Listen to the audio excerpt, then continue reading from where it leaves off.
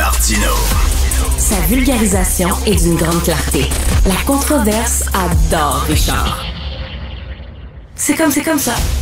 Alors, les commerces locaux rongent leurs freins et sont en beau maudit parce que leurs ventes chutent pendant que la popularité des géants de la mode ultra éphémère comme Shein et Temu explose.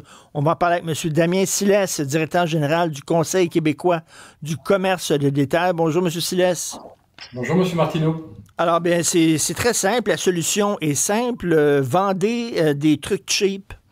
Qui ne valent pas grand-chose et qui sont plus bonnes après 2 semaines et les gens vont les acheter. Ça a l'air qu'on aime ça. Écoutez, on a publié aujourd'hui des chiffres qui font peur. Depuis le début de l'année, on voit une augmentation, par exemple pour Temu, qui vend de la quincaillerie, de l'art de la table, des téléphones cellulaires, etc., augmenté de 20% à 34% de Québécois qui l'ont acheté depuis janvier jusqu'à octobre. On était à 20% au mois de janvier, on est à 34. Pour Shein, qui sont les vêtements, on parle de 15%, on est passé à 25%. Donc, je vais pas dire si la tendance se maintient, parce que la tendance malheureusement se maintient.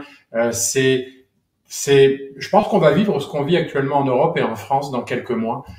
Et ce qu'il y a d'aberrant, c'est qu'on a travaillé, on a essayé de travailler avec les gouvernements, dont le fédéral cet été, et on a proposé un mémoire budgétaire. Et vous avez vu, le dépôt a été fait mardi, et il y a strictement rien à ce sujet. Rien. Écoutez, on a un chroniqueur ici, Rémi Villemur, qui nous parlait de Shein et de Temu, justement. Il nous disait que c'est typiquement représentatif de l'époque dans laquelle on vit.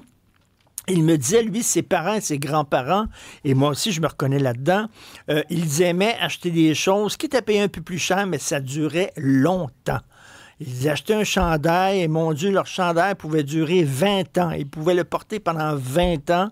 Aujourd'hui, ce qu'on veut, c'est acheter de façon économique. Et de toute façon, si dans 2 mois, je ne peux plus porter mon chandail parce qu'il se défait, je m'en fous parce que la mode va être passée à autre chose et je vais m'en acheter un autre. Et c'est ça, on vit dans le monde de l'éphémère et malheureusement, on dirait que ces entreprises-là ont compris le virage qu'on a pris. Je dirais qu'ils ont compris la faiblesse de nos gouvernements, M. Martineau. C'est surtout ça. Vous ne pouvez pas imposer à nos commerces. Je vous rappellerai que le commerce au Québec, le commerce de détail, c'est plus de 600 000 emplois, c'est le plus gros employeur du Québec, c'est plus de 180 milliards de ventes en 2024. Vous pouvez pas imposer des lois canadiennes et québécoises à nos commerçants pour essayer de sécuriser les consommateurs comme vous et comme moi, et à côté de ça, ouvrir des portes à du commerce illégal qui ne respecte strictement aucune loi. Pensez-vous qu'ils vont respecter la loi sur la francisation, sur l'obsolescence programmée, etc., etc.? Absolument pas. Et c'est ce qu'il y a d'incroyable. Et ce qu'on demande dans un premier temps, c'est simplement de faire du commerce de façon, je vais dire, équitable, mais d'un point de vue légal. Vous ne pouvez pas asphyxier les commerçants d'un côté et les voir disparaître, parce que c'est ce qui va se passer. C'est impossible de faire face à des produits qui sont 5 à 10 fois moins chers.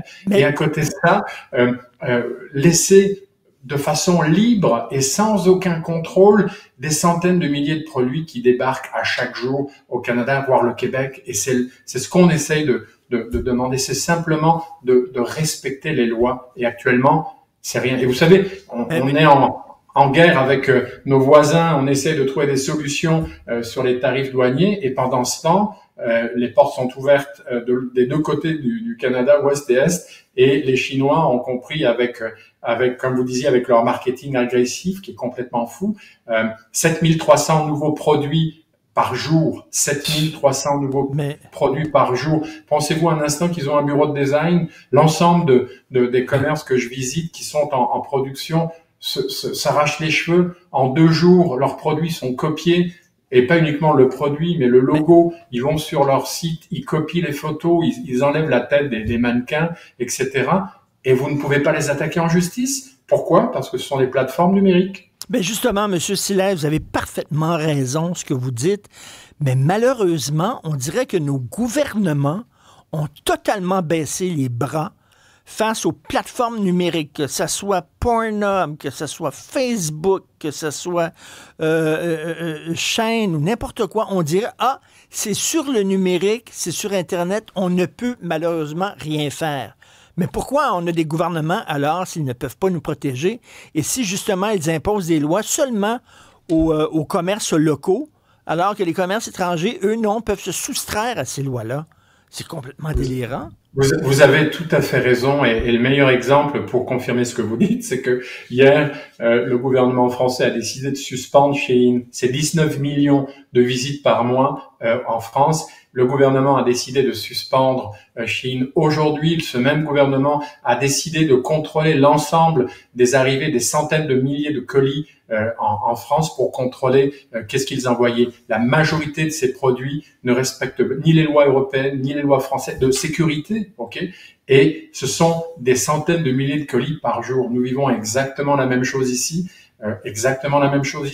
Et ça fait depuis 1 an que nous nous battons bec et ongle pour essayer de parler de cette détresse de nos commerces, parce que c'est un choix de vie à court terme par rapport à nos commerces, par rapport à nos régions, par rapport au commerce de proximité que nous allons devoir faire. Il est impossible de faire du commerce de façon, je dirais, équitable lorsque les règles ne sont pas respectées. C'est comme si vous participiez à une course et votre concurrent, lui, courait à toute vitesse et que vous, on vous attachait les lacets des 2 souliers en disant, essaie de gagner la course. Vous venez de dire qu'en France, on a pris des mesures. Donc, M. Silès, c'est possible d'encadrer ces plateformes-là. Il y a d'autres pays qui le font. Pourquoi on ne le fait pas? Ce que nous avions proposé dans un premier temps, il faut savoir que ce sont des plateformes numériques. Et quand vous avez des plateformes avec opérateurs économiques, comme l'est par exemple Amazon, c'est-à-dire que vous êtes enregistré au pays. Vous payez des impôts, vous avez un siège social, vous avez une adresse. Actuellement, c'est perdu dans le cloud. Des Temu et des Chine, vous ne pouvez pas les attaquer lorsqu'ils vont vous faire du plagiat, et c'est ce que disent nos membres.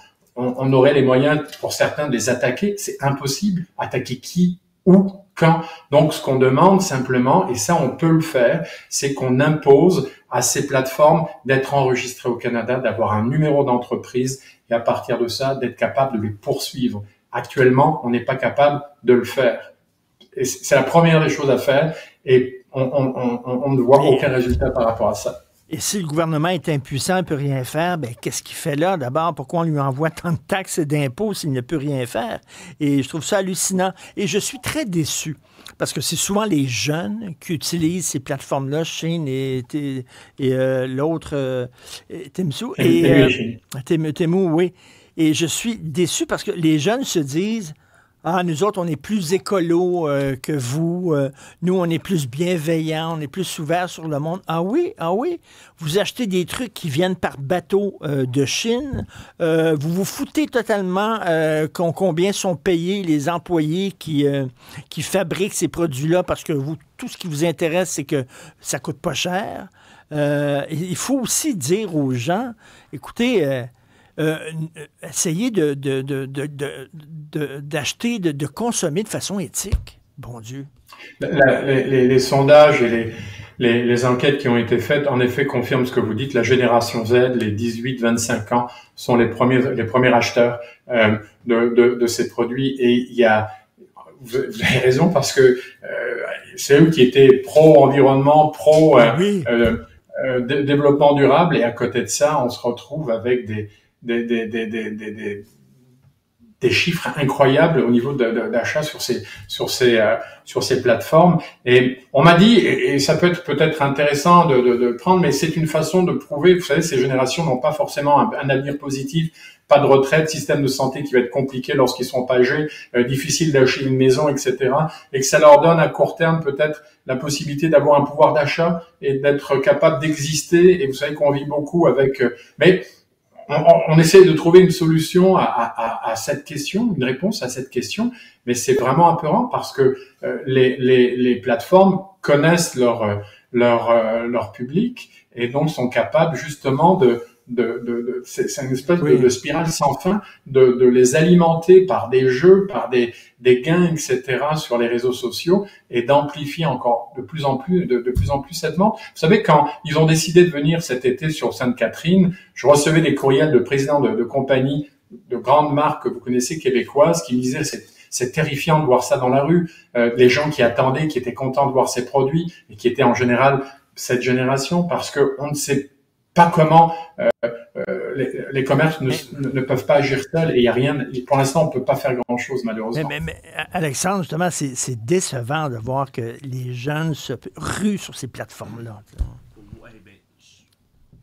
Je pense que effectivement, c'est difficile parce qu'en plus, leurs offensives publicitaires sont littéralement partout. Hein? On en voit sur à peu près toutes les plateformes de web en ligne. On se comprend que c'est des compagnies qui ont des moyens. Timo ont acheté, il y a l'an passé ou l'autre année d'avant au Super Bowl, là, ils ont acheté des annonces et des annonces et des annonces en Amérique du Nord, mais à coût de millions et de dizaines de millions de dollars. Je comprends qu'après ça, les commerces ici, c'est bien beau la pub à la télé, c'est beau la pub à la radio, mais la pub sur le web, mais malheureusement, eux vont se retrouver partout. Puis même moi, quand je magasine, puis je n'ai jamais, puis je suis fier de le dire, j'ai jamais rien acheté sur Shein, j'ai jamais rien acheté sur Temu, mais leurs annonces, elles sont partout dans mon algorithme. Dès que j'essaie de magasiner un produit qui s'achète ici au Québec, on m'offre une alternative vraiment moins chère, vraiment cheap, qui vient d'un autre endroit, puis tu sais pas comment c'est fabriqué, puis tu sais pas si c'est fiable. Et M. Silas, c'est quand même, est-ce que vous êtes un peu, mon Dieu, pessimiste face à l'avenir des vrais commerces d'ici? J'aimerais vous dire, je ne suis pas pessimiste, mais si rien n'est fait, ce qu'on est en train de vivre en Europe actuellement va venir, on va le vivre ici. Et on commence à le voir, les chiffres explosent au niveau de ces ventes, et ils profitent justement d'une faille et d'une faiblesse de nos gouvernements pour rentrer. Et on sait que la population a des problèmes, on est plus ou moins en crise économique, et donc la première des choses, c'est d'être capable de trouver des moyens d'acheter moins cher, mais les conséquences sont catastrophiques. Donc, on a déjà vu, on voit des fermetures d'entreprises, de commerces, parce que c'est impossible d'être compétitif. Et il y a un élément qui est... Oui. Oui. Non, un élément qui est important, c'est que le transport n'est pas fait par bateau, mais est fait par avion. C'est-à-dire qu'en 24 heures, c'est livré dans tous les pays, et pas par bateau, c'est trop long. Et ce qui fait peur, je vous dirais, c'est que Amazon est en train de copier leur système. C'est-à-dire que ils ont décidé d'envoyer leurs produits également de Chine directement en avion, et ils ont décidé aussi de créer des marques plus cheap pour être capable de limiter la compétition, ce qui n'était pas forcément un bon intention. Monsieur Silas, honte à nos gouvernements qui pourraient agir et qui n'agissent pas. Monsieur Damien Silas, directeur général du Conseil québécois du commerce de détail, merci beaucoup. Bon courage. Merci.